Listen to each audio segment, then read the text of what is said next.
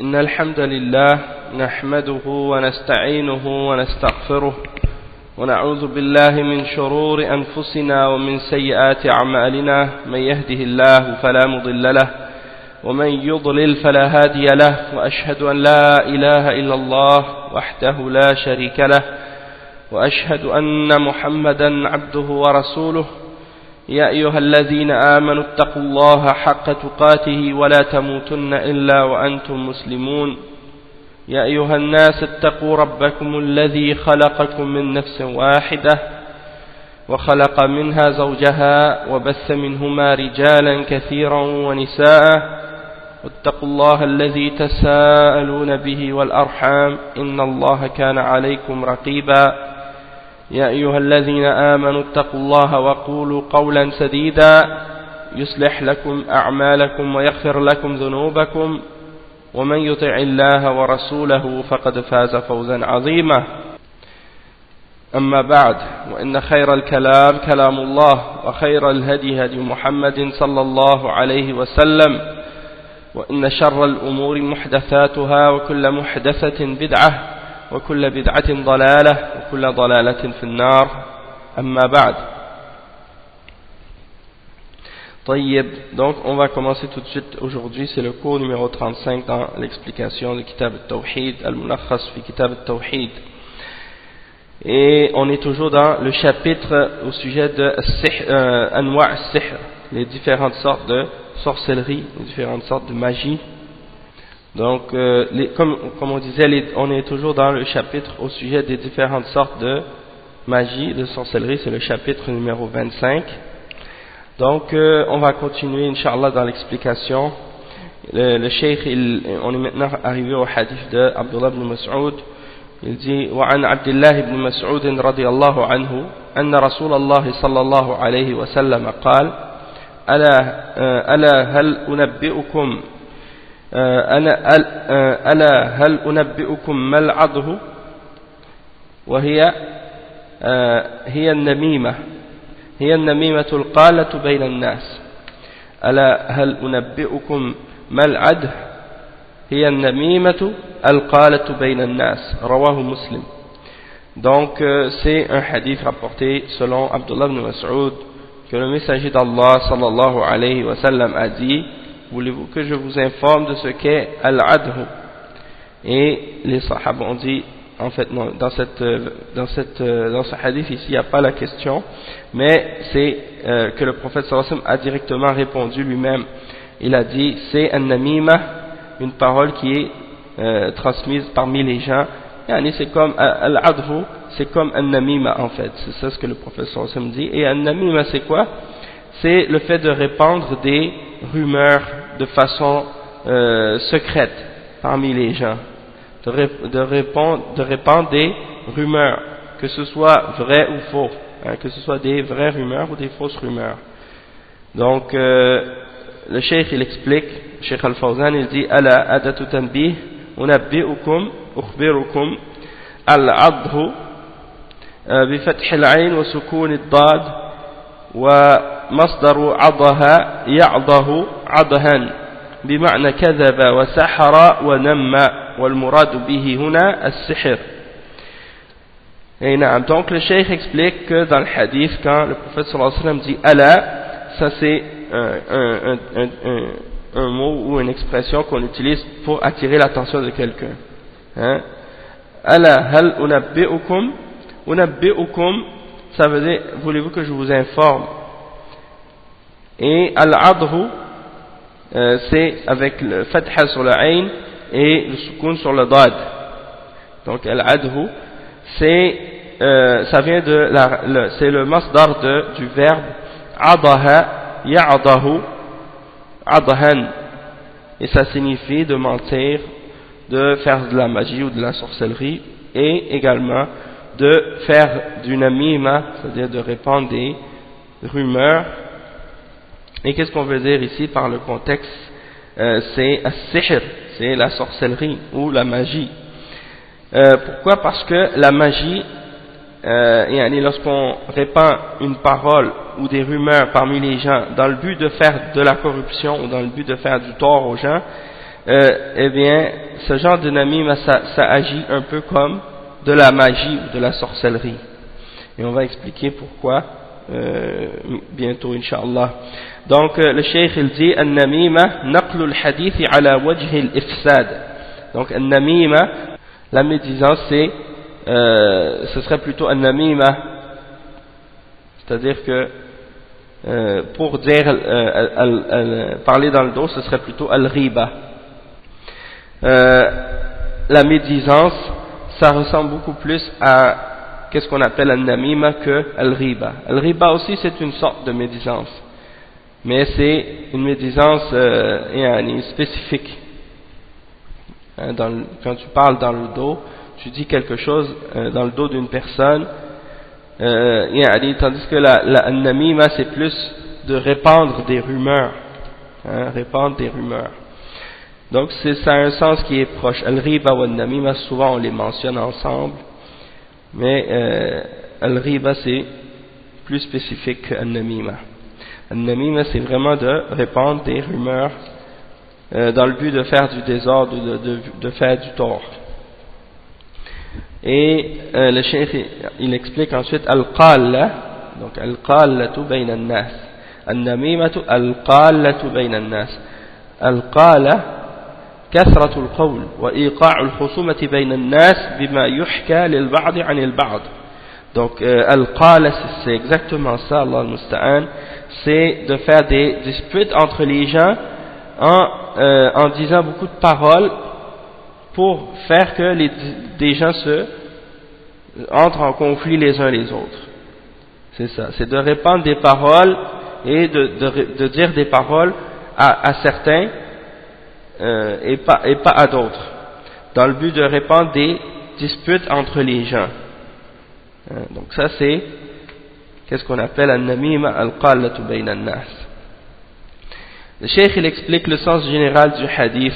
Il dit al-ma'na al-ijmali lil-hadith arada sallallahu alayhi wa sallam an yuhadhdhira ummatahu min as-sa'ayati bayna an-nas bi naqli hadith ba'dihim fi ba'd على وجه الإفساد فافتتح حديثه بصيغة الاستفهام ليكون أوقع في النفوس وأدعى للانتباه وسألهم ما العضه أي ما السحر ثم أجاب عن السؤال بأن العضه هو نقل الحديث بين الناس على وجه الإفساد وكثرة القول وإيقاع الخصومة بينهم لأن ذلك يفعل ما يفعله السحر من الفساد وتفريق القلوب.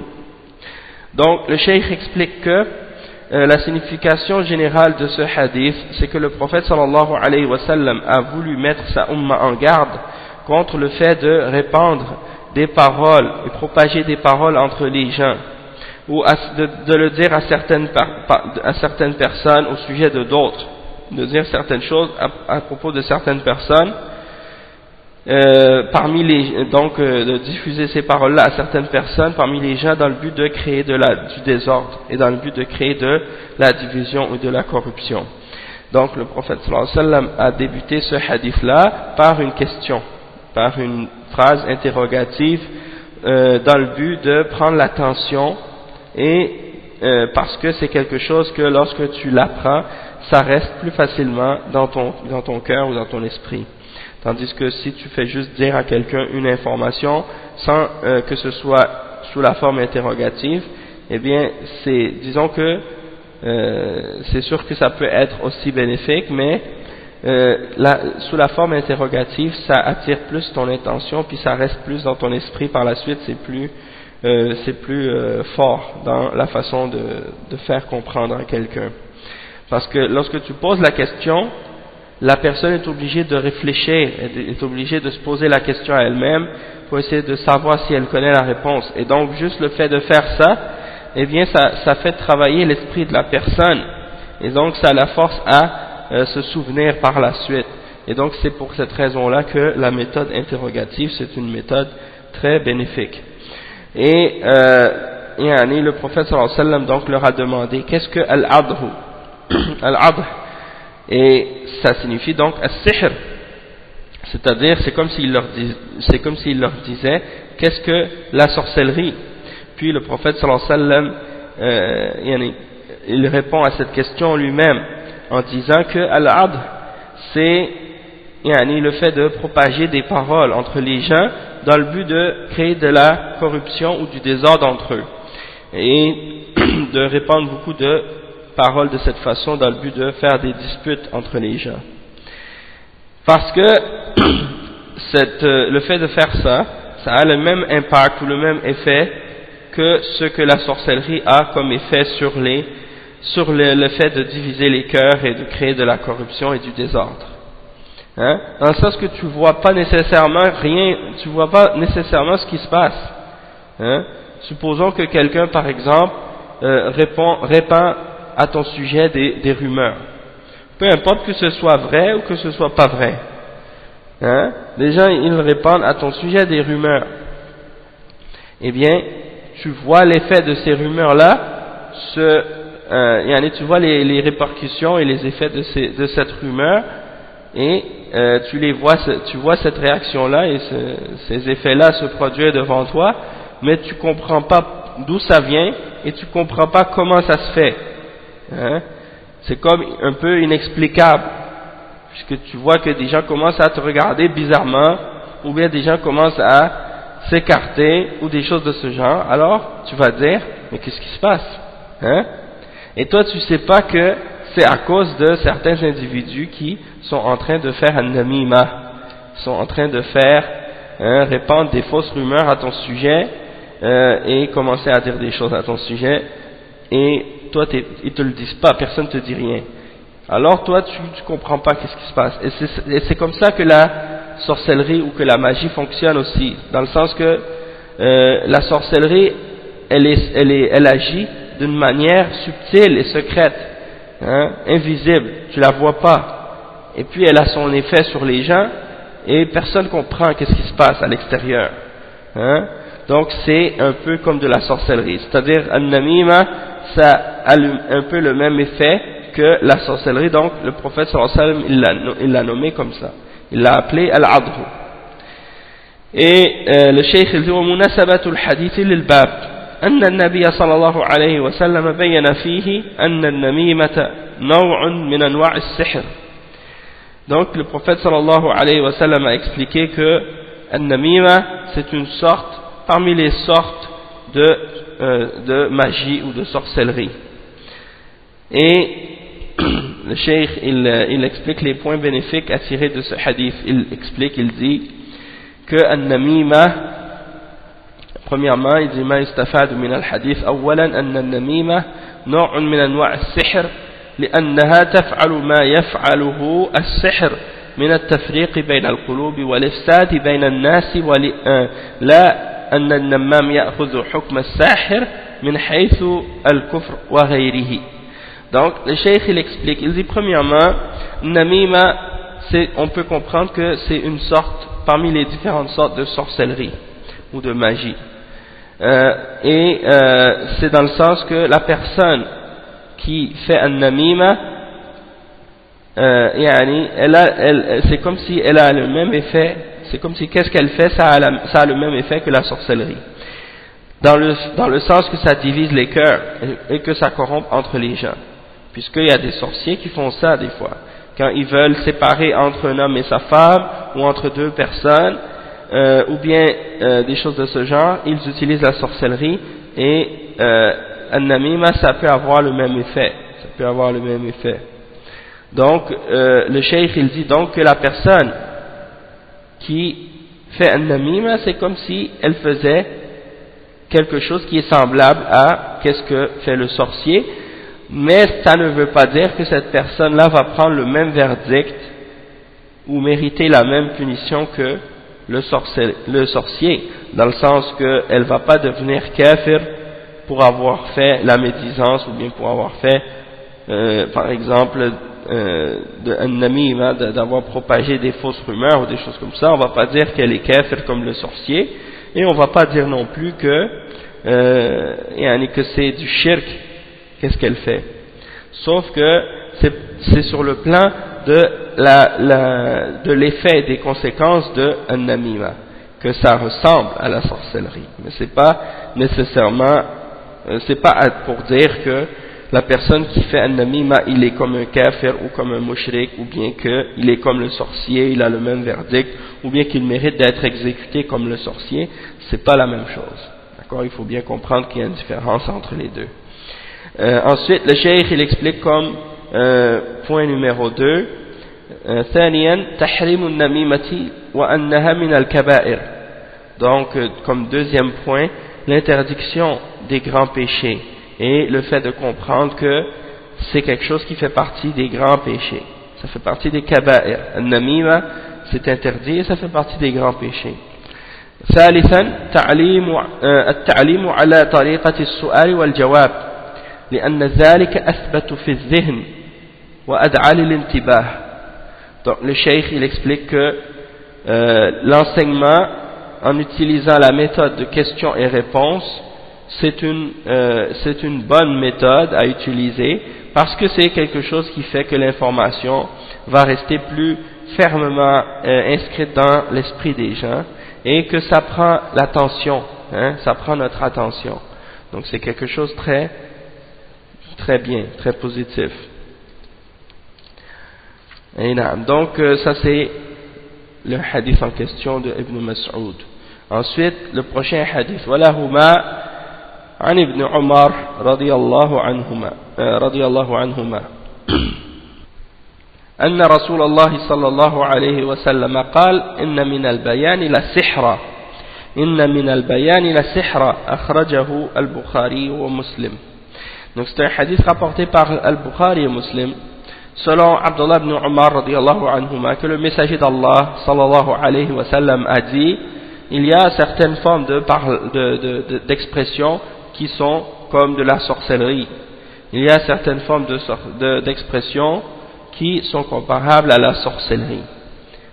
Il y a des paroles comme ça qui sont envoûtantes tellement elles sont belles et il y a des personnes qui s'expriment bien à un point tel que ça devient comme de la sorcellerie. Et justement, il y a une personne à l'époque du prophète sallallahu alayhi wa sallam, quand le prophète sallallahu alayhi wa sallam avait mentionné le verdict au sujet de quelqu'un qui avait causé la mort d'un fœtus ou quelque chose comme ça, ou bien quelque chose qui avait rapport avec le fœtus, et puis quelqu'un avait répondu en disant comment quelqu'un qui n'a pas encore mangé ni bu ni rien fait, comment celle-là pourrait-elle recevoir le prix de sang, ou bien on pourrait punir quelqu'un pour quelqu'un qui n'a même pas encore vécu ou qui n'a même pas encore rien eu. Et la personne avait dit ça, elle avait comme s'était objecté au verdict du prophète sallallahu alayhi wa sallam en disant des vers de poésie, en disant, ou bien plutôt pas des vers de poésie, mais en disant ça avec avec des rimes. C'est comme si la parole de la personne c'était en rime son objection. Alors le prophète sallallahu alayhi wa sallam a dit à propos de cette personne hada min ikhwan al-kuhan, ou quelque chose dans ce sens-là, en voulant dire que cette personne c'est le frère des sorciers ou le frère des voyants ou des médiums ou des devins, des gens qui prétendent connaître l'avenir et des choses de ce genre, en voulant dire que cette personne elle est comparable à ceux qui qui utilisent de la sorcellerie ou des charmes pour essayer de charmer ou de tromper les gens. Et c'est ça donc qui était mentionné. Ça ressemble un peu à ce hadith ici qui est rapporté par Al-Bukhari et Muslim, qui dit qu'il y a certaines façons de s'exprimer qui sont comme de la magie, qui sont magiques, qui sont comme de la sorcellerie, qui sont enchanteurs et envoûtantes. Donc ça me fait aussi penser à l'exemple de justement quand le prophète sallallahu alayhi wa sallam quand il a dit à propos des gens de la personne qui avait dit des rimes pour s'objecter au prophète sallallahu alayhi wa sallam que c'était le frère des Kuhan. Ça me fait aussi penser à l'exemple des gens qui font du rap, des gens qui font du rap pour répandre toutes sortes de mensonges et de faussetés et qui utilisent cette méthode parfois même pour Allah al-Musta'an, essayer d'envoyer des messages ou des choses de ce genre. Puis souvent ce sont des ignorants et la majorité du temps c'est ça. Donc ils ne font qu'égarer les gens, ils ne font que d'égarer les gens comme les poètes. Allah subhanahu wa ta'ala il mentionne dans le Coran justement dans Surat al-Shu'ara à la fin, وَالشُّعَرَاء يَتَّبِعُهُمُ الْغَاوُونَ, c'est-à-dire les poètes, c'est la plupart d'entre eux c'est des gens déviés, des gens égarés qui les suivent. Et c'est la réalité, hein, surtout à propos de qu'est-ce que ces gens-là écrivent ou qu'est-ce qu'ils disent dans leur musique ou dans leur rap ou des trucs de ce genre. Et c'est juste un exemple en passant à ce sujet-là. Ensuite, au sujet de la parole du prophète sallallahu alayhi wa sallam, inna min al-bayan ila sihra, il y a des formes d'expression qui sont tellement éloquentes, tellement belles qu'elles sont elles sont comme des paroles enchantées ou bien des paroles magiques, elles sont comme de la sorcellerie, hein, envoûtantes. Donc le cheikh il dit al-bayan al-balagha wal-fasaha. Donc al-bayan c'est le fait d'être éloquent et d'être clair et de s'exprimer clairement. Et la sihra ay ya'malu 'amal as-sihr فيجعل الحق في قالب الباطل والباطل في قالب الحق فيستميل قلوب الجهال. Donc inna min al-bayan ila sihra, donc c'est pour dire que il y a certaines formes d'expression qui sont tellement belles, qui sont tellement claires, qui sont tellement éloquentes qu'elles agissent de la même manière que la sorcellerie. Elles enchantent les gens et elles font paraître la vérité sous l'image de quelque chose de faux, comme si ça fait paraître qu'est-ce qui est vrai comme si c'était faux, et ça fait paraître le faux comme si c'était vrai. Et donc ça renverse les choses, hein, ça inverse les réalités. Et ça fait pencher le cœur des gens qui n'ont pas de science et qui sont ignorants vers qu'est-ce qu'ils disent. Et c'est ça ce que beaucoup de kuffars utilisent, hein, surtout avec la philosophie et avec beaucoup de différentes formes d'expression qu'ils ont dans le but d'arriver à séduire les masses, séduire les foules, séduire les gens, leur faire croire en ce qu'ils disent, leur faire entendre les choses le contraire de ce qu'elles sont réellement, leur faire entendre la vérité comme si c'était le faux, puis leur faire entendre le faux comme si c'était la vérité. Et ça, les kuffars, et en particulier les Français, sont spécialistes là-dedans parmi les kuffars, puisque on connaît la langue française. La langue française, c'est une langue qui est très forte dans ce genre de choses, et surtout dans l'esprit de la philosophie aussi de la langue française et tout ça. On le retrouve même dans la littérature, puis dans l'histoire aussi. Allah al-Musta'an. Donc c'est l'art de bien parler et de bien s'exprimer pour tromper les gens. Et Allah al-Musta'an, des fois, surtout ici au Québec, on a des façons de s'exprimer parfois, et surtout quand on parle avec l'accent québécois, c'est pas vraiment beau. En tout cas pour moi, je trouve que c'est pas vraiment beau à entendre parfois. Donc on a l'impression, quand on entend des gens qui viennent de la France parfois, qu'ils parlent tellement bien, hein, avec leur façon de s'exprimer, c'est tellement un accent qui est beau que peu importe ce qu'ils disent, ça paraît bien. Même on a l'impression que ils sont capables de nous vendre n'importe quoi, parce que même si c'est quelque chose qui est tellement pourri ou qui a aucune valeur, mais ils savent tellement comment mettre la chose en valeur, puis comment en parler d'une manière qui est belle, que on va penser que c'est quelque chose qui a vraiment beaucoup de valeur. Hein? C'est la façon dont on parle qui a cet effet-là parfois. Donc ça, c'est juste pour donner un exemple, parce que ici c'est comme ça. Je veux dire, subhanallah, on a grandi, le français ici c'est notre langue maternelle, sauf que c'est pas aussi fort que qu'est-ce qu'on entend par rapport à le français, comment il est utilisé en France. Ça a cet effet-là. Et quand c'est utilisé contre l'islam, hein, c'est très grave. Ça devient comme de la sorcellerie. Ça fait voir aux gens la vérité comme si c'était faux. Ils sont capables de faire paraître le hijab comme si c'était quelque chose de mauvais et de faire comprendre aux gens que c'est quelque chose de mal, alors que c'est quelque chose de bien, c'est quelque chose qui protège l'honneur, qui protège la pudeur, qui protège la chasteté, qui élève les mœurs, qui éloigne du mal, qui protège des désirs et des tentations, qui purifie. Donc tout ça c'est le hijab, mais la façon comment eux ils en parlent, quand tu les entends parler de ces choses-là, Allahul Musta'an, c'est comme s'ils arrivent à renverser le cerveau des gens à l'envers, juste en comment ils en parlent. Donc c'est l'art de déformer la réalité en utilisant des belles paroles. D'accord? Donc ça c'est un peu comme dans ce sens-là.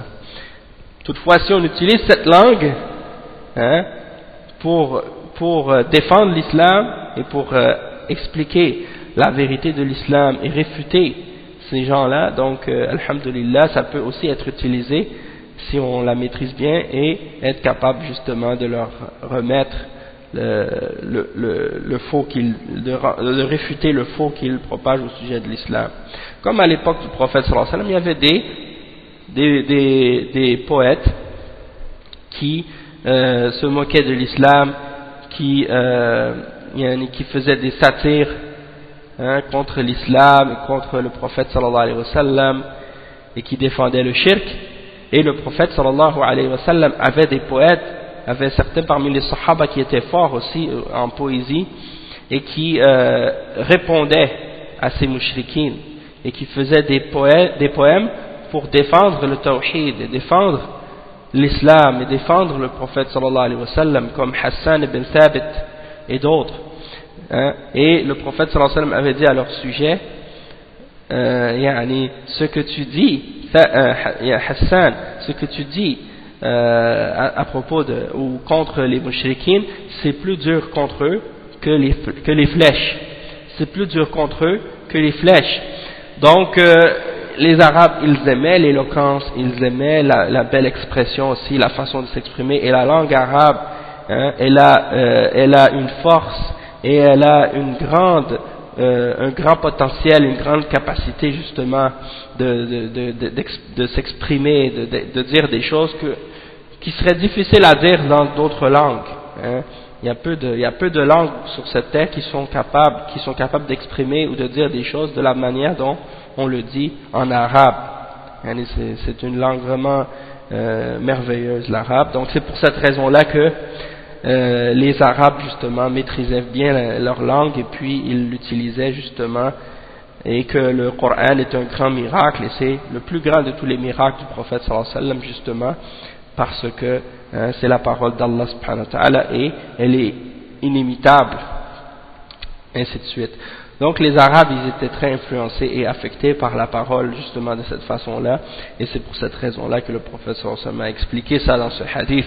Le cheikh, il explique le sens général du hadith. Il dit المعنى الإجمالي للحديث يبين صلى الله عليه وسلم نوعا آخر من أنواع السحر، وهو البيان الممتثل في الفصاحة والبلاغة لما يحدثه هذا النوع من أثر في القلوب والأسماع، حتى ربما يصور الحق في صورة الباطل والباطل في صورة الحق كما يفعل السحر. والمراد ذم هذا النوع من البيان الذي يلبس الحق بالباطل ويموه على السامع. Donc le sens général de ce hadith, c'est comme on a expliqué, ça explique que le prophète sallallahu alayhi wa sallam veut nous expliquer une autre sorte de sorcellerie parmi les différentes sortes, et c'est l'éloquence et la belle expression dans le but de faire paraître le vrai comme étant faux et le faux comme étant vrai, parce que c'est l'éloquence et la belle façon de s'exprimer, ça a un impact sur les cœurs et sur les oreilles des gens, et ça inverse les réalités parfois, ça peut même inverser les choses, ça fait croire aux gens en des choses qui sont fausses, et ça les fait s'éloigner de qu'est-ce qui est vrai. Donc ça c'est un peu comme ce que fait la sorcellerie. Ça mélange et ça confond les réalités. Et donc le but de cette parole c'est de blâmer cette catégorie d'expression ou cette catégorie d'éloquence qui mélange les gens dans ce qu'ils connaissent de la vérité et du faux.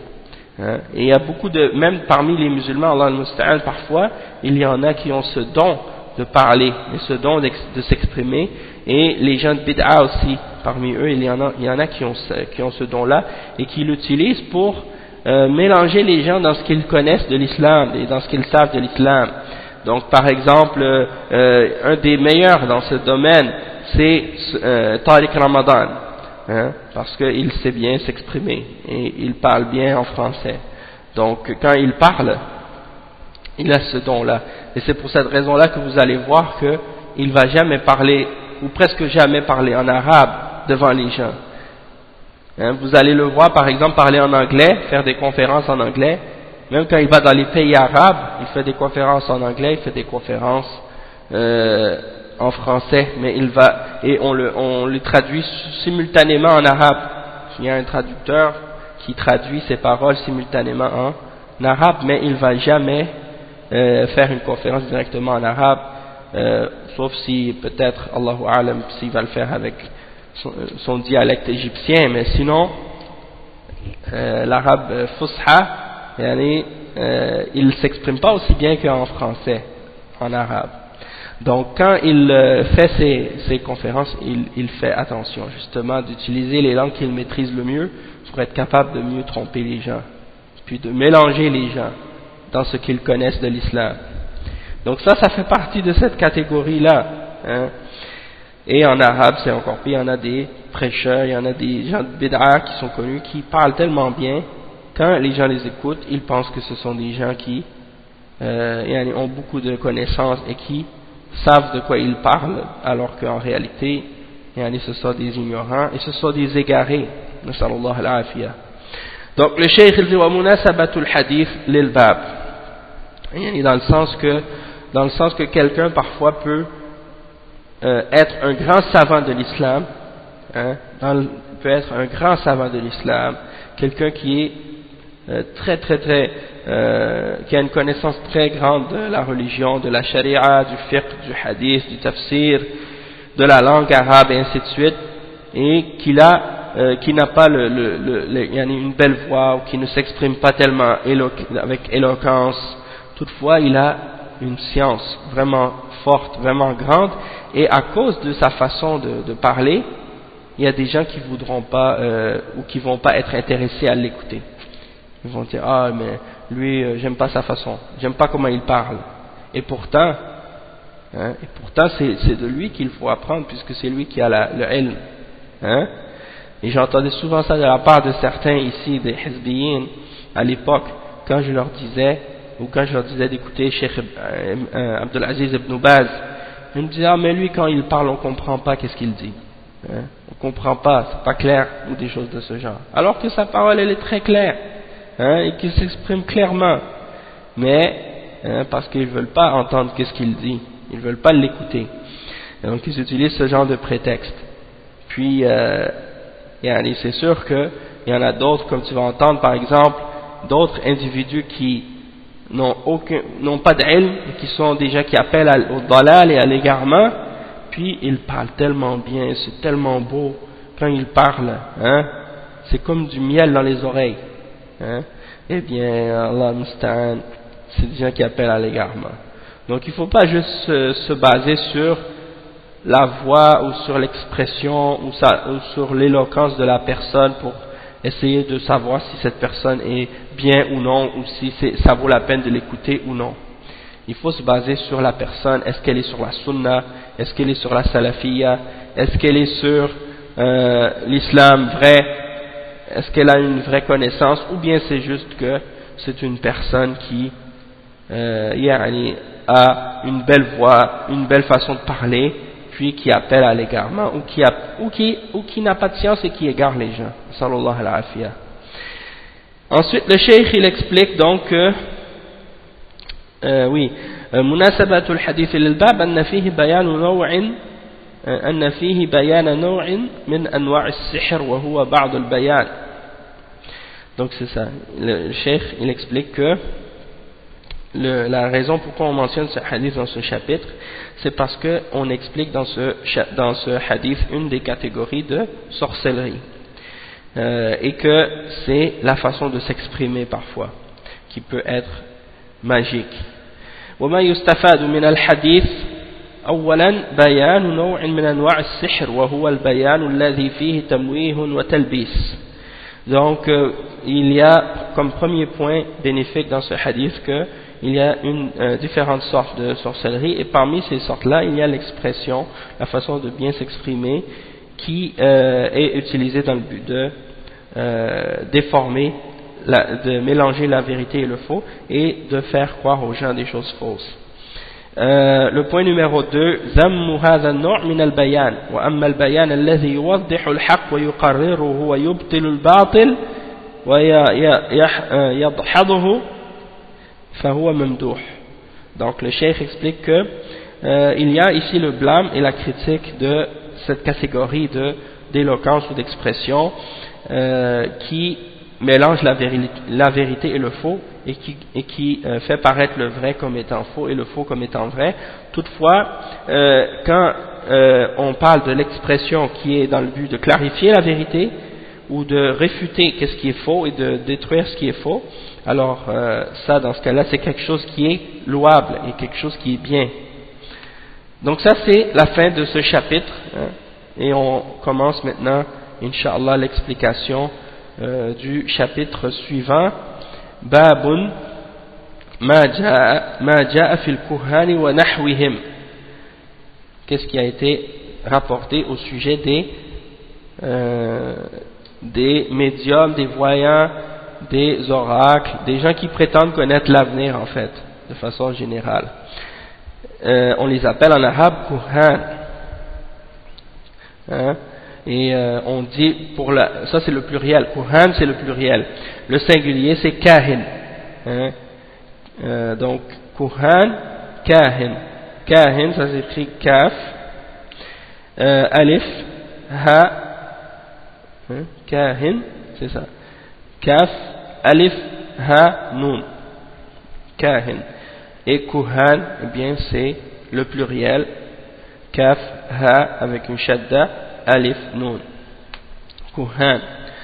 Et dans certains pays comme en Algérie par exemple, il y a les Kabyles souvent, vous allez les entendre, ils se réfèrent à une personne, une femme qu'ils ont connue historiquement avant l'islam, qui était là-bas. Supposément c'était une guerrière ou une sorcière. Justement on l'appelait Al-Kahina. Eh bien Al-Kahina, hein, ça veut dire une sorcière, ça veut dire une voyante soi-disant. Donc Allah al-Musta'an, c'est bizarre que ces gens-là ils prennent une fierté ou un symbole en cette femme qui était une sorcière.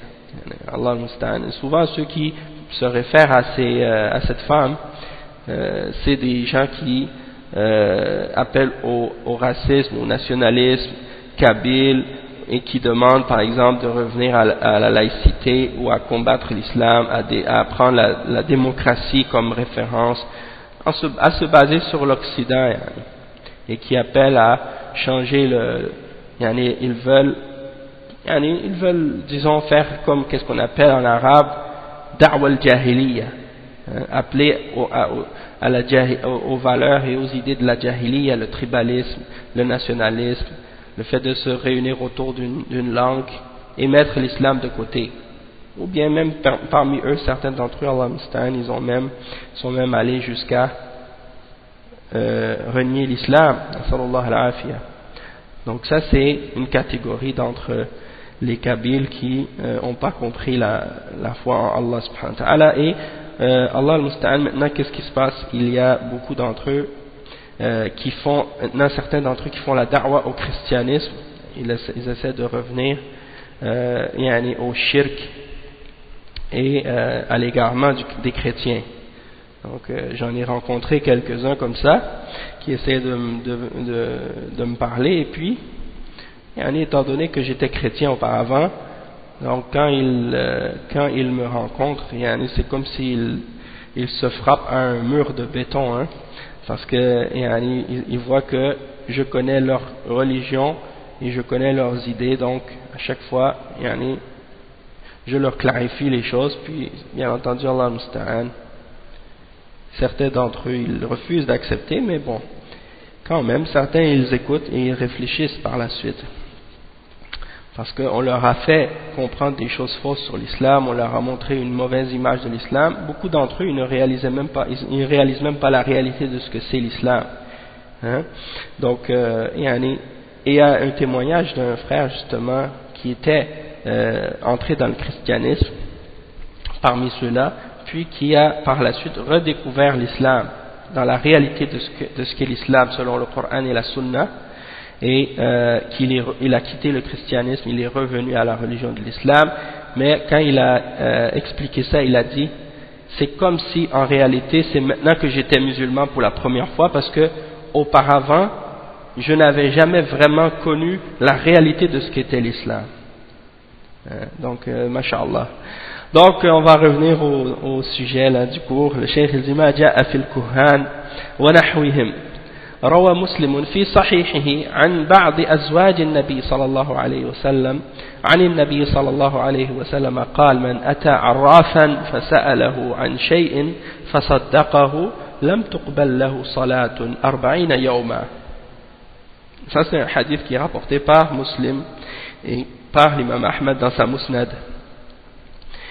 Il dit celui qui va voir, c'est rapporté de la part de certaines d'entre les épouses du prophète sallallahu alayhi wa sallam, il dit celui qui va voir un voyant ou un médium ou un diseur de bonne aventure, peu importe la personne qui prétend qu'elle peut connaître l'avenir, soit que ce soit les cartes ou les feuilles de thé ou bien le tarot, hein, ou bien l'astrologie, ou bien lire les lignes de la main, ou peu importe quelle méthode, tracer des lignes dans le sable, hein, toutes ces méthodes et ces techniques que les gens utilisent pour essayer de prédire l'avenir ou prétendre qu'ils savent l'avenir. Donc si quelqu'un va voir ces gens-là, hein, alors le prophète sallallahu alayhi wa sallam a dit à ce sujet-là que sa prière ne sera pas acceptée pendant 40 jours. Et ça c'est seulement si elle va les voir. Ça c'est seulement si elle va les voir, c'est-à-dire ça on ne parle pas de la personne qui croit en ce que la personne va dire. Ça c'est seulement la personne qui va les voir. Donc sa prière va pas être acceptée pendant 40 jours. Allahu musta'an. Et ça inclut également les horoscopes qui sont écrits dans les journaux et dans les magazines, et même on remarque même dans les horoscopes, dans les magazines soi-disant arabes parfois, et même dans les pays arabes, les magazines et les journaux même, Allah musta'an, qui sont diffusés dans les pays arabes, il y a toujours une section pour l'horoscope. Et en même temps aussi il y a toujours une section des petites annonces où vous allez voir des soi-disant voyants ou des soi-disant médiums qui prétendent qu'ils peuvent te donner l'avenir, qu'ils peuvent te donner le bonheur, qu'ils peuvent te dire si tu vas réussir dans ta vie personnelle ou professionnelle. Allahul musta'an. Donc tout ça c'est des choses graves et des choses de shirk, de kufr, que ces gens-là propagent. Donc tout ça, ça rentre là-dedans. Quelqu'un ne doit pas lire ça. Quelqu'un ne doit pas lire les horoscopes, même par curiosité. Même par curiosité. Hein? Quelqu'un ne doit pas lire les horoscopes, ne doit pas lire les trucs qui prétendent connaître ou dire l'avenir. Le cheikh il explique ici, il dit Al-Kuhan, Jam'u Kahin, wa huwa alladhi yukhbiru 'anil mughayyibat في المستقبل اعتمادا على الاستعانة بالشياطين.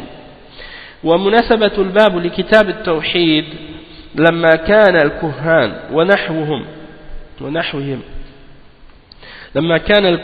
ونحوهم يدعون علم الغيب الذي قد اختص الله أو قد اختص به الله سبحانه وتعالى وذلك دعوى مشاركة الله تعالى في علم الغيب أراد المصنف أن يبين في هذا الباب ما جاء في حقهم وحق من صدقهم من الوعيد. Donc le cheikh il explique que le mot kuhan c'est le pluriel de kahin comme on l'a dit, et c'est toute personne qui donne des informations au sujet des choses cachées ou au sujet des choses de l'avenir en se basant sur le fait de chercher l'aide des djinns, hein, l'aide des shayatin parmi les djinns. Donc ça c'est qu'est-ce qu'on appelle al-kuhan, al-kahin, c'est ce qu'on appelle al-kuhan ou al-kahin. Et si tu veux dire le masdar c'est al-kahana, ou bien le mot de qu'est-ce qu'ils font de prédire l'avenir, c'est al-kahana, c'est-à-dire de prétendre pouvoir dévoiler des choses de l'avenir ou de l'invisible. Et juste un rappel par rapport à ce qu'on est en train d'expliquer maintenant, quand on avait fait le chapitre 6, le chapitre 6 c'est Tafsir al-Tawhid wa shahadati an la ilaha illallah, c'est-à-dire l'explication du Tawhid et du témoignage de la ilaha illallah. Donc on avait dit justement à la fin de ce chapitre, le Cheikh Mohammed ibn Abdul Wahhab, il dit dans ce chapitre-là que tout ce qui va être mentionné par la suite, ça fait partie de l'explication du Tawhid et de la ilaha illallah, parce qu'il dit justement à la fin du chapitre, il dit wa sharhu hadhihi at-tarjama ma ba'daha min al-abwab, c'est-à-dire l'explication de ce titre, c'est-à-dire la signification de la ilaha illallah, c'est tout ce qui vient après, tous les chapitres qui viennent après. Donc ça veut dire qu'après le chapitre 6, c'est-à-dire à partir du chapitre 7 jusqu'à la fin du livre, le chapitre 68, si je ne me trompe pas, c'est le dernier, eh bien, tous ces différents chapitres-là sont des explications de la ilaha illallah et du tawhid, ou de qu'est-ce qui oppose le tawhid, et qu'est-ce qui détruit ou qui diminue le tawhid. Donc ça fait partie de ces points-là, et c'est ça que je voulais juste rappeler, parce que c'est important de le mentionner pour faire comprendre le but de ces chapitres-là. Donc les 6 premiers chapitres, c'est l'introduction du tawhid, la définition, et tout ce qui a rapport avec la compréhension de la signification du tawhid dans sa définition et dans ses principes de base. Puis le reste, c'est les détails et la clarification des différents points et des différentes questions qui sont reliées au tawhid. Donc ici, donc on a expliqué al-Qur'an c'est quoi. Ensuite le cheikh dit wa munasabatul bab li kitab at-tawhid lamma kana al-Qur'an wa nahwuhum yad'una ilm al-ghayb. Donc le cheikh il dit pourquoi on a placé ce chapitre dans kitab at-tawhid. Il dit parce que étant donné que les gens qui prétendent connaître l'avenir, les diseurs de bonne aventure, les médiums, les voyants, les oracles ou les autres noms, je sais pas, il y en a plein qu'on peut utiliser. Tous ces gens-là, les marabouts, ou bien les soi-disant parfois ils se prétendent même, ils s'appellent même shuyukh ou des cheikhs ou je sais pas quoi. Donc tous ces gens-là qui prétendent qu'ils peuvent dire l'avenir ou connaître l'avenir, ils prétendent avoir la connaissance du ghaib, qui est une chose qui est particulière à Allah, une caractéristique spécifique à Allah subhanahu wa ta'ala. Donc en prétendant posséder cette caractéristique-là, c'est comme s'ils essaient de s'approprier d'une des qualités d'Allah subhanahu wa ta'ala, une des attributs exclusifs d'Allah subhanahu wa ta'ala, en prétendant être disons avec Allah subhanahu wa ta'ala dans cette capacité de connaître l'invisible. Donc l'auteur du livre, le Cheikh Mohammed ibn Abdul Wahhab, a voulu dans ce chapitre clarifier qu'est-ce qu'on doit penser ou qu'est-ce qu'on doit dire au sujet de ces gens-là, et qu'est-ce qui a été dit à leur sujet, et que dire de la personne qui croit en ce que ces gens-là disent, ou bien qui vont les consulter par curiosité ou des choses de ce genre. Donc ensuite le cheikh dit ma ja'a fil kuhan ay min at-taghliz wal wa'id. Hein? Donc les gens qui disent aujourd'hui, ah mais non, on connaît le tawhid, les gens ils ont appris le tawhid, on n'a pas besoin d'en parler. Et comment ça se fait si on connaît le tawhid, ces choses-là sont propagées partout dans les pays musulmans, et qu'on en retrouve parfois même partout, qui ont des locaux, des bureaux, des commerces même, hein, Allah al-Musta'an, et maintenant c'est rendu que ils offrent même leurs services par téléphone, hein. Ils appellent les gens par téléphone pour leur offrir leurs services, et il y a même des sites internet, hein, et des choses comme ça, et il y en a qui prétendent offrir des services de ruqya et des choses de ce genre, alors qu'en réalité ce ne sont pas de ruqya, ça n'a rien à voir avec la ruqya. Qu'est-ce qu'ils font, hein, c'est du sihr, ou bien c'est des kahana ou des choses de ce genre, hein, c'est des sorciers souvent, et ils se prétendent faire la ruqya. Ils utilisent toutes sortes de formes de sihr, ils demandent l'aide des shayatin, hein, des choses de ce genre. Donc le cheikh il dit donc ما جاء في الكهان من التغليظ والوعيد. Donc qu'est-ce qui a été rapporté au sujet des voyants dans le Coran et dans la Sunna et dans les paroles des ulama, comme menace et comme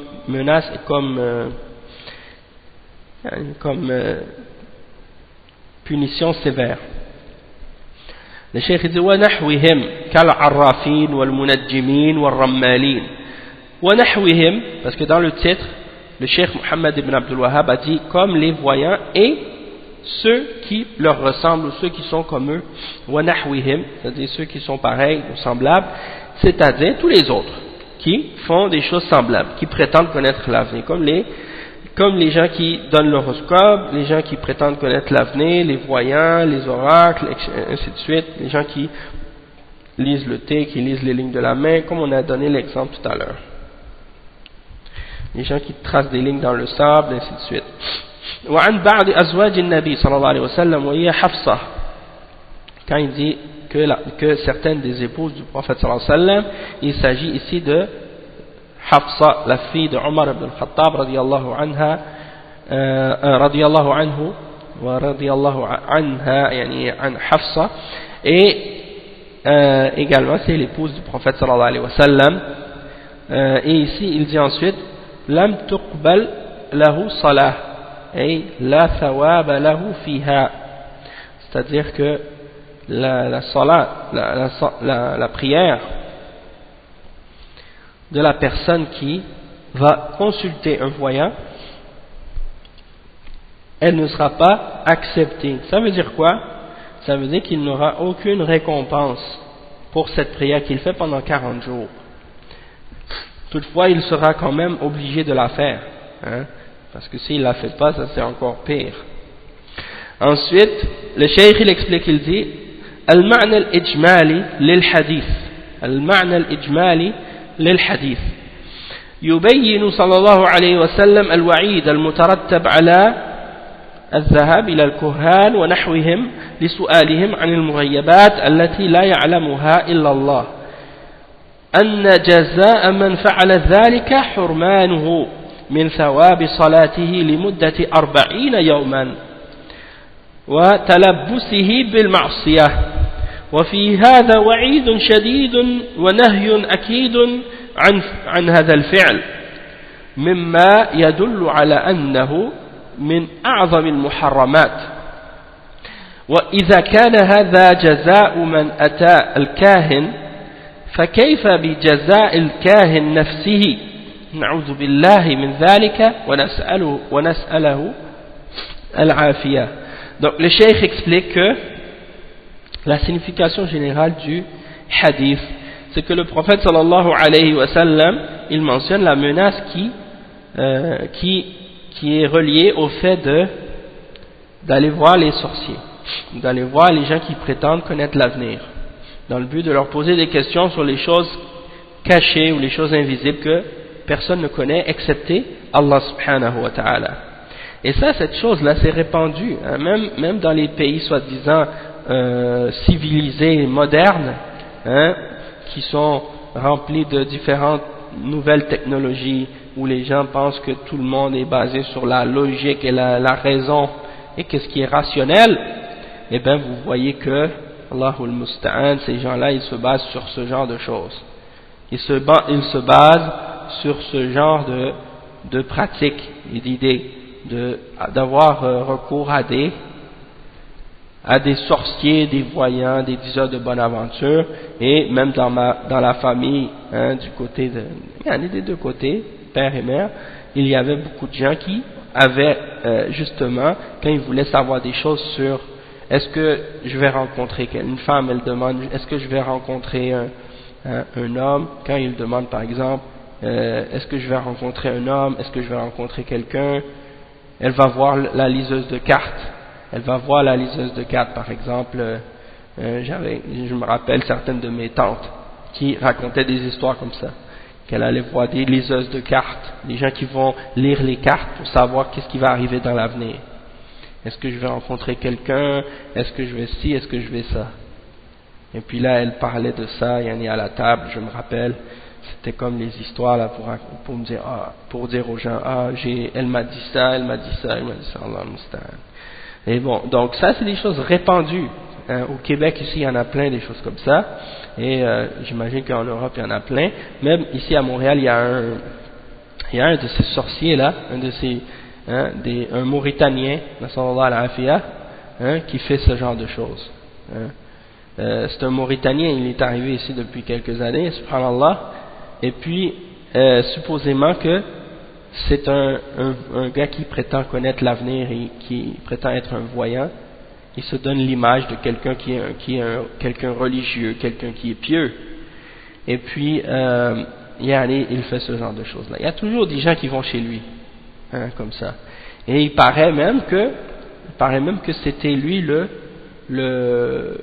voyant ou le médium de l'ancien président de la France. L'ancien président de la France, et supposément donc c'est ça, il prétendait, ça c'est ce qu'il prétend lui-même, lorsque l'ancien président français était venu au Québec justement, il avait pris quelques jours pour aller rencontrer son sorcier là, son médium, donc même ces gens-là, ils ont recours à ce genre de personnages pour aller leur demander est-ce que je vais gagner les élections, est-ce que si je rentre dans les élections, est-ce que je vais gagner, est-ce que je vais avoir ci, est-ce que je vais avoir ça. Donc c'est des gens, vous les voyez comme ça. Donc tout ça c'est interdit par l'islam, et de voir des gens qui se prétendent musulmans et qui se disent même être religieux, pratiquants, et qui par la suite tu les vois qui pratiquent ce genre de choses-là, qui disent aux gens qu'ils sont capables de voir l'avenir et des choses comme ça, qu'ils ont des dons, et ainsi de suite. Ça c'est grave. Et c'est pour ça tu vois beaucoup comme je disais tout à l'heure à propos des magazines, eh bien beaucoup de ces gens-là dans les magazines ou dans les journaux, même ici à Montréal, il y a dans les annonces, les petites annonces dans les journaux, il y a toujours ces annonces-là, des voyants là. Et tu vois que c'est des noms africains musulmans. C'est des noms africains musulmans. Abdoulaye, des noms comme ça, Allah Musta'an. Tu dis, mais comment ça, Abdoulaye, qui prétend qu'il connaît l'avenir, qui peut te dire ton avenir ou des choses comme ça, A'udhu billah. Et donc une fois, je me rappelle, quand j'étais tout nouveau dans l'islam, je venais de me convertir, ça faisait pas trop longtemps, et j'avais appris que c'était pas permis, que c'était kufr de faire ça. Et j'avais pris le téléphone, puis j'avais appelé un de ces voyants-là pour lui dire qu'est-ce qu'il fait si c'est kufr. Donc je l'appelle et je lui dis, écoute, je lui dis, mais qu'est-ce que tu fais là, ça c'est pas permis en islam, comment tu fais ça, c'est pas permis, c'est kufr. Et là il m'a dit, c'est toi qui es kafir. Il a raccroché, Allah musta'an. Après j'ai essayé de rappeler, ça répondait plus. Donc, je suis parti dans la boîte téléphonique et puis je l'ai rappelé. Il a répondu encore. J'ai dit, crains Allah, c'est grave ce que tu fais. Il m'a raccroché encore une fois. Mais bon, ça c'était quand j'étais plein de zèle là, au début de ma conversion comme on dit. Mais aujourd'hui, j'aurais pas de temps à perdre puisqu'il y en a tellement maintenant dans le journal que si je commençais à faire ça, j'aurais jamais fini. Donc, Allah al-Musta'an, c'est pour dire que il faut que la connaissance de ces choses-là soit propagée parmi les musulmans. Il faut enseigner aux musulmans ces choses-là pour qu'ils s'écartent de ces choses-là et pour que ces choses-là cessent. Et il faut également que les responsables dans les pays musulmans, les chefs d'État et les dirigeants, prennent leurs responsabilités de justement faire interdire ces choses-là et d'établir les peines islamiques sur les individus qui pratiquent ce genre de choses-là et qui mangent l'argent des gens illicitement, qui volent les gens. Hein? Ça c'est leur responsabilité. Et donc on demande à Allah subhanahu wa ta'ala qu'il facilite cette chose à nos dirigeants pour que justement les musulmans puissent être protégés dans leur foi et dans leur aqidah et dans leur manhaj. Ça c'est très important. Et Allah al-Musta'an, même l'autre jour dans le métro, je me rappelle, le journal, une page entière du journal pour offrir à quelqu'un, aux gens, un talisman. Donc la personne, il y a sa photo, puis un gros texte, une page entière, commandez votre talisman. Allah al-Musta'an. Et puis tu vois que c'est écrit, ça coûte rien. Vous appelez, vous commandez, on vous envoie votre talisman, et puis vous allez pas donner aucun argent, seulement si vous avez un résultat, soi-disant. Si vous avez un résultat là, vous donnez. Après, mais avant, vous donnez pas. Allah Mustaan. Imaginez. Hein? Donc la personne, elle a ton adresse, elle a ton nom, elle t'envoie le talisman. Imaginez. Après, qu'est-ce qui arrive? Tout ça, c'est des arnaques en plus. C'est des voleurs, ces gens-là. Hein? Donc, il faut vraiment faire attention à ce genre de choses. Donc, ensuite, le cheikh, il dit donc que la personne donc, qui va voir ce genre de sorcier ou de voyant, la rétribution, la punition qu'elle aura, c'est que pendant 40 jours, elle n'aura aucune récompense pour sa prière, pour ses prières qu'elle fait 5 fois par jour. Hein? Parce qu'elle a désobéi à l'ordre du prophète sallallahu alayhi wa sallam. Mais ça, c'est une menace très très sévère et une interdiction confirmée et certaine de cet acte-là. Et ça nous fait comprendre également, et ça montre la grandeur de ce péché en même temps. Et si ça c'est la punition de ce voyant, hein, qu'il est puni si ça c'est la punition de cette personne pour aller voir un voyant, alors que dire de la punition du voyant lui-même? Ça doit être encore plus grand. Hein, si ça c'est la punition de celui qui va voir le voyant, donc imaginez comment doit être grave le péché de celui qui prétend être ce voyant-là et qui prétend connaître l'avenir. Na'udhu billahi min dhalik wa nas'aluhu al-afiyah.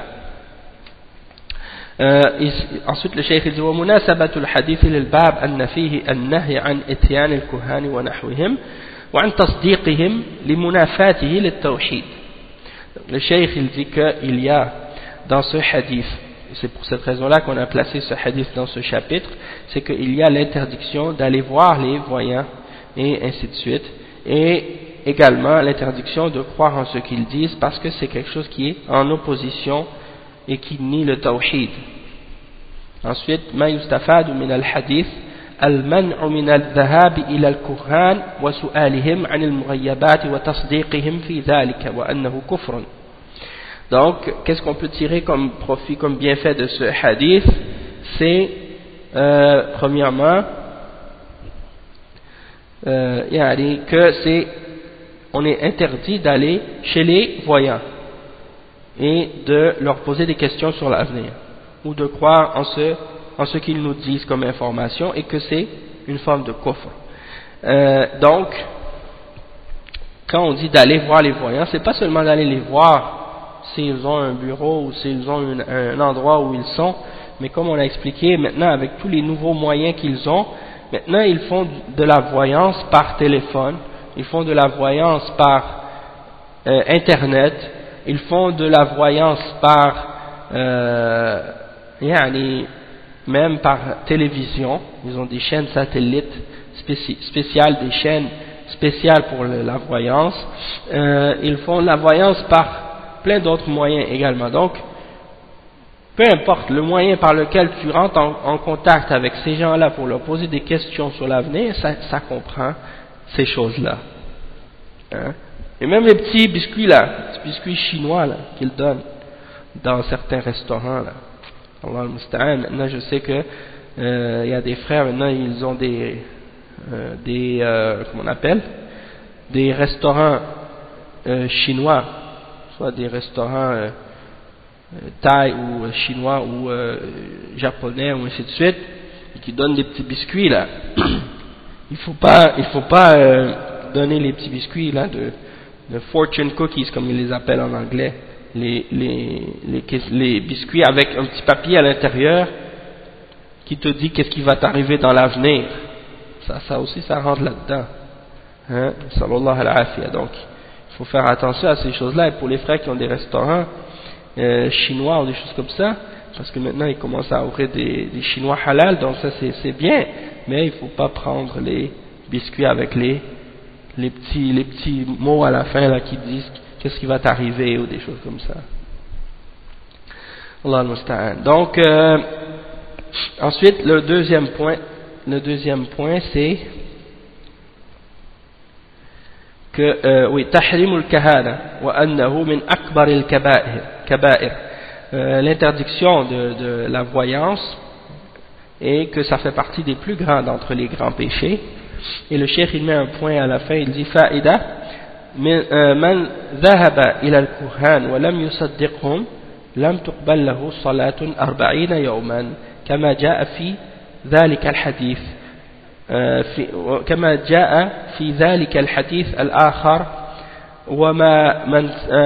وأما من صدقهم فقد كفر بما أنزل على محمد صلى الله عليه وسلم.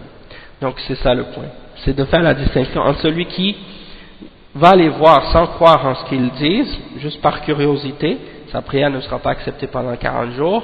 Toutefois, celui qui croit en ce qu'ils disent, sa prière ne sera pas acceptée pendant 40 jours, comme c'est expliqué dans le hadith suivant qu'on va lire tout de suite.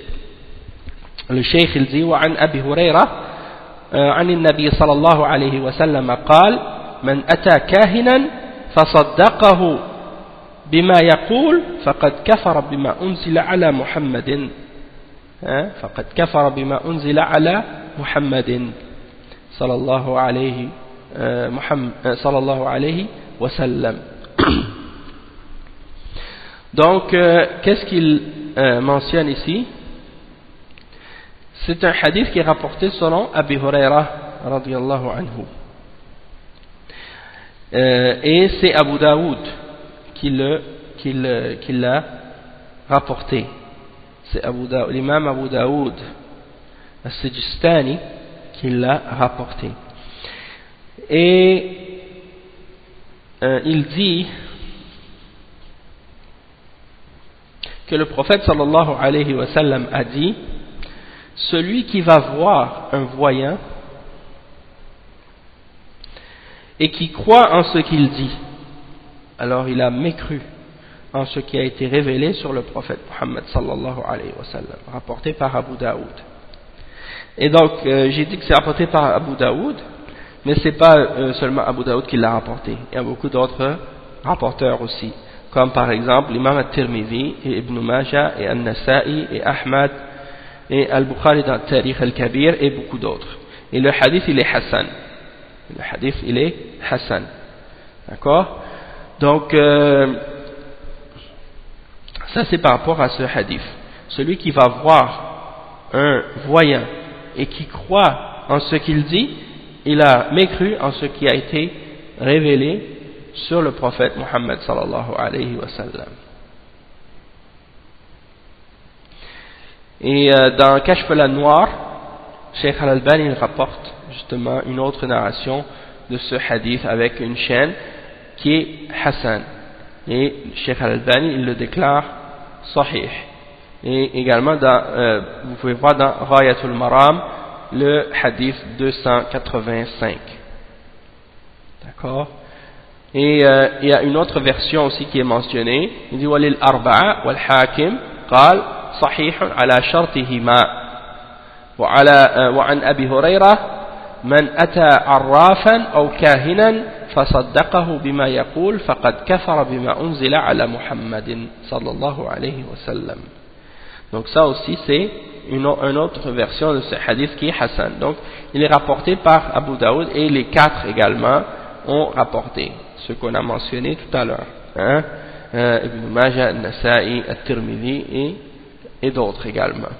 Et Al-Hakim, il a dit qu'il est sahih selon les conditions de Al-Bukhari et Muslim. Ça c'est les paroles de Cheikh Mohammed ibn Abdul Wahhab qui rapporte ça. Après il dit wa an Abi Hurairah, donc ça c'est l'autre version. Abi Hurairah radiyallahu anhu, il dit que le prophète sallallahu alayhi wa sallam a dit celui qui va avoir un voyant et qui croit, un voyant ou un diseur de bonne aventure, ben, les deux on sait que c'est la même chose, kahinan ou arrafan, et qui croit en ce qu'il dit, alors il a rejeté, il a mécru en ce qui a été révélé sur le prophète Muhammad sallallahu alayhi wa sallam. Celui-là aussi, comme on a dit, c'est un hadith qui est Hassan. Et ensuite, wali Abi Ya'la bi sanadin jayyidin an ibn Mas'ud misluhu mawqufan. Donc c'est-à-dire que la même parole a été rapportée également, mais selon Ibn Mas'ud, c'est-à-dire ça a été rapporté comme étant également une parole de Abdullah ibn Mas'ud, que Abdullah ibn Mas'ud a dit ça, et dans ce cas-là aussi ça c'est sahih aussi, de Abdullah ibn Mas'ud c'est sahih aussi. Et donc on va lire la suite, l'explication. بما أنزل على محمد فقد كفر بما أنزل على محمد أي الكتاب والسنة. Donc quand on dit qu'il a mécru en ce qui a été révélé sur le prophète Muhammad sallallahu alayhi wa sallam, c'est-à-dire il a mécru en le Coran et en la Sunna. المعنى الإجمالي للحديث بروايتيه الوعيد الشديد على إتيان الكهان والعرافين لسؤالهم عن المغيبات وتصديقهم في ذلك لأن علم الغيب قد اختص الله به ومن أتاهم وصدقهم فقد كفر بالوحي المنزل على محمد صلى الله عليه وسلم. Donc la signification générale dans ces deux narrations qu'on vient de lire, c'est que il y a une menace sévère sur le fait d'aller visiter les voyants et les diseurs de bonne aventure et ainsi de suite, et les médiums, pour leur demander au sujet des choses de l'invisible et pour leur demander au sujet de l'avenir et des choses de ce genre, et de croire en ce qu'ils disent dans ces choses-là, puisque la science de l'invisible c'est quelque chose qui est particulier, exclusif à Allah subhanahu wa ta'ala. Donc celui qui va voir un voyant et qui croit en ce qu'ils disent, alors il a rejeté la foi en la révélation qui est révélée sur le prophète Muhammad sallallahu alayhi wa sallam. Ensuite le cheikh dit munasabatul hadith lil bab أن فيه النهي عن إتيان الكهان والعرافين وبيان الوعيد في ذلك. Dans ce hadith il y a l'interdiction d'aller voir les voyants et les diseurs de bonne aventure ou ainsi de suite, et de croire en ce qu'ils disent.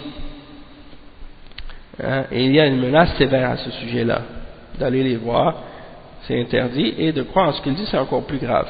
وَمَا يُسْتَفَادُ مِنَ الْحَدِيثِ. Qu'est-ce qu'on peut tirer comme bienfait de ce hadith? Premièrement, تحريم الذهاب إلى الكهان والعرافين وسؤالهم ووجوب الابتعاد عنهم لأن ذلك كفر إذا صدقهم ومحرم إذا لم يصدقهم. Donc premièrement, parmi les points qu'on peut tirer de ce hadith, c'est qu'il est interdit d'aller voir les sorciers, les diseurs de bonne aventure et les gens qui prétendent connaître l'avenir parmi les voyants. Et il est interdit de leur demander des questions au sujet de ces choses-là. Et il est obligatoire de s'écarter d'eux. et que celui qui croit en ce qu'ils disent, alors il a commis un acte de kufr, et celui qui ne croit pas en ce qu'ils disent, mais qui vont les consulter quand même, alors ils ont fait quelque chose qui est haram, hein, ils ont fait quelque chose qui est haram. Deuxièmement, wujub takdhib al-kuhan, dans le sens qu'ils ont fait quelque chose de haram, qui n'est pas nécessairement kufr, parce qu'ils n'ont pas cru, mais c'est quand même quelque chose qui est haram et qui est grave.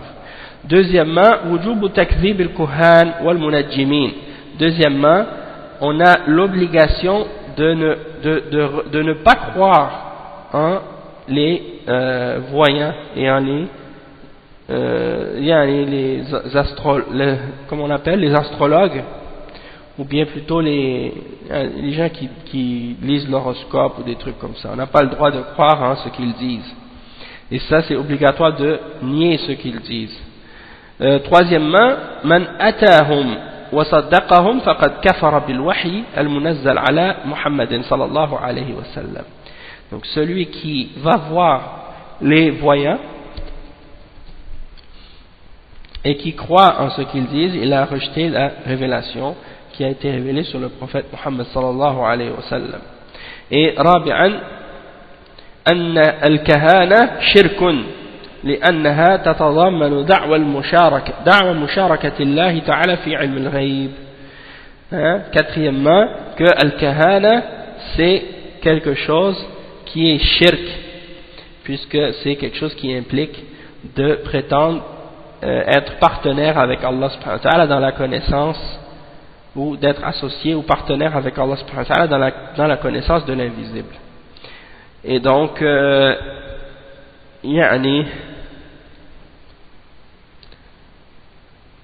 donc ça c'est le point, que c'est al-kahana, c'est shirk. Et on a expliqué déjà que les kuhan, les voyants, les médiums, les voyants et ainsi de suite, parfois ils ont recours aux djinns pour obtenir des informations. Et parfois il y en a qui vont parmi eux prétendent pouvoir entrer en contact avec des êtres qui sont décédés, hein, ils vont prétendre pouvoir entrer en contact avec des êtres décédés qui sont morts, et puis leur parler et donner des informations sur eux. Il y en a d'autres aussi, qu'est-ce qu'ils utilisent? C'est comme les planches Ouija, comme ça s'appelle, hein, les planches Ouija avec les vers, et puis il y a après ça les lettres avec une planche. Et là, ils vont mettre de l'eau dans le verre, et puis ils vont mettre leur doigt dessus, soi-disant, le verre il bouge tout seul, puis ça indique des lettres, puis c'est comme s'ils pensent qu'ils entrent en contact avec des esprits, ou des morts, ou des choses comme ça, alors que c'est les djinns qui jouent avec eux comme ça. Donc ça rentre dans ce genre de choses. Ça c'est shirk aussi, hein, et c'est très dangereux, hein. Donc tout ça c'est des choses haram, des choses graves, il faut s'en écarter. Donc c'est ça, toute personne qui prétend connaître l'avenir, hein, il est mushrik, il est kafir dans ce sens là, hein, peu importe s'il se dit religieux, musulman ou kafir, peu importe. Même les shuyukh soufiyin, les soufis, ils pensent que les awliya, ils connaissent le ghaib, ils ont la connaissance absolue du ghaib, hein, ou qu'ils ont la connaissance de qu'est-ce qui est dans le lawh al-mahfouz. Donc ils pensent que quelqu'un ne peut pas être un wali, un vrai saint ou un vrai rapproché d'Allah, s'ils n'ont pas cette connaissance du ghaib. Donc tout ça, ça fait partie, hein, des croyances des charlatans et des menteurs et des shayatin al-ins, des diables humains. Donc on va s'arrêter ici pour aujourd'hui, Inch'Allah, et on continuera ce cours la semaine prochaine, dimanche prochain, bi'idhnillah, avec la suite des paroles qui ont été mentionnées dans ce chapitre au sujet de Al-Kuhan. Donc on va s'arrêter ici, Inch'Allah, subhanakallah wa bihamdik. أشهد أن لا إله إلا أنت أستغفرك وأتوب إليه بارك الله وأتوب إليك بارك الله فيكم وجزاكم الله خيرا Wassalamu alaikum wa rahmatullahi wa barakatuh. Et ceux qui ont des questions sur les cours ou des choses comme ça, ils envoient les questions par email. Parce que je ne réponds pas aux questions sur Paltalk. Et des fois, qu'est-ce que je pourrais faire peut-être si je reçois des questions par email, que j'ai des questions dont j'ai les réponses, je pourrais peut-être même parfois à la fin du cours lire certaines de ces questions-là, puis donner les réponses comme ça à la fin de chaque cours, si c'est correct, si c'est possible. Et si j'ai pas la réponse, si je vous réponds pas quand vous m'envoyez des questions, ça veut dire que je connais pas la réponse. Donc si vous voyez que je vous ai pas répondu, ça veut dire que j'ai pas la réponse. D'accord? Barakallahu fikum, jazakumullahu khairan, wassalamu alaikum wa rahmatullahi wa barakatuh.